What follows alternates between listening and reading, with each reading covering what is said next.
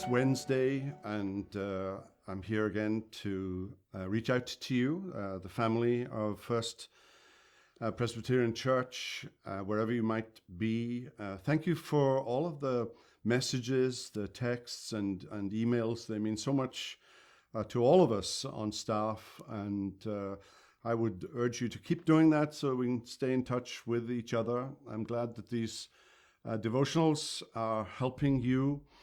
Once again, if you have any need, and I fear that as we pass through these days, more and more needs will probably arise, and we have 100 volunteers, 50 or so deacons, and then others who are ready to do whatever needs to be done and whatever is possible. And if you need someone to go to the grocery store or pick up your prescription drugs or whatever it is, please let us know, and we will get on it as quickly as possible. If you hear of anyone in your community that is in need, we would like to help them too, and we want to be good neighbors in this very difficult and extraordinary season in which we now find ourselves. Do be in prayer for the governor, for federal authorities, for the president, for those who are influences of policy right now. It's a very, very difficult time for our country. I think of members of our church who have small businesses for whom economically this is a very difficult time. I think of some who have lost their jobs temporarily and will now find themselves perhaps in some economic distress. Again, do reach out to us if you think we can help you in any way at all. Over these few weeks leading up to Easter, I wanted to spend 3 weeks in the book of Job. And last week we were in the opening chapters. And I want to draw attention once again to an extraordinary statement that is made there in the first chapter of Job. There was a day when the sons of God came to present themselves before the Lord, and Satan also came among them.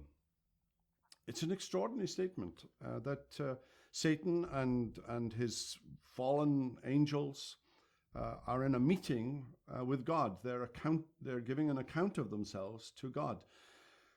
It says a number of things. First of all, it says that God is in control. Secondly, it does say that Satan is a very powerful being.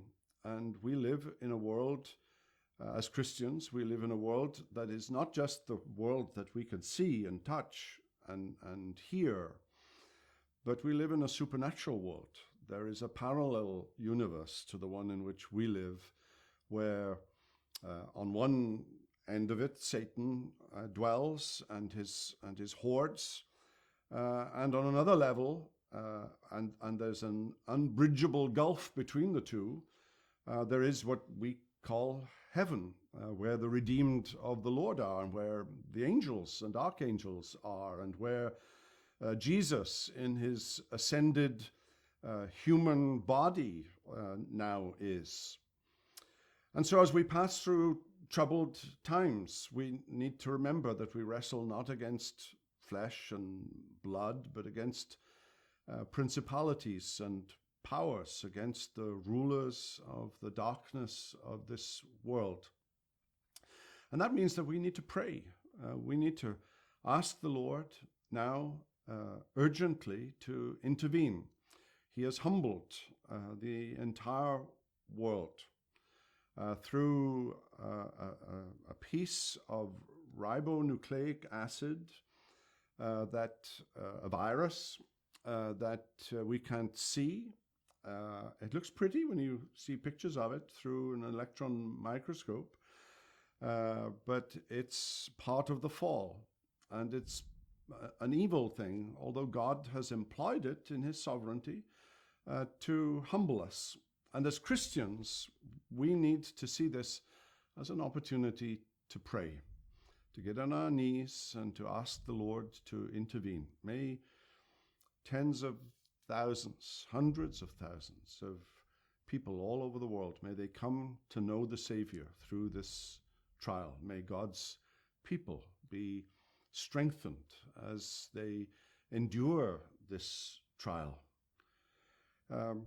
We have been here before as a church, and in our wonderful history, David Calhoun's wonderful history of our church, we read in 1918, and 1918, of course, was at the end of the First World War, and the Spanish flu that came to the United States and killed hundreds of thousands of people. And spinal meningitis spread to Colombia in early 1918, and schools and theaters and churches were shut tight during February. An influenza epidemic closed all churches in October. So in 1918, the church doors were closed in February and October. And we are there again in 2020. God's people endured 1918 and came out on the other side, full of faith, full of good works, and may we do the same. God be with you.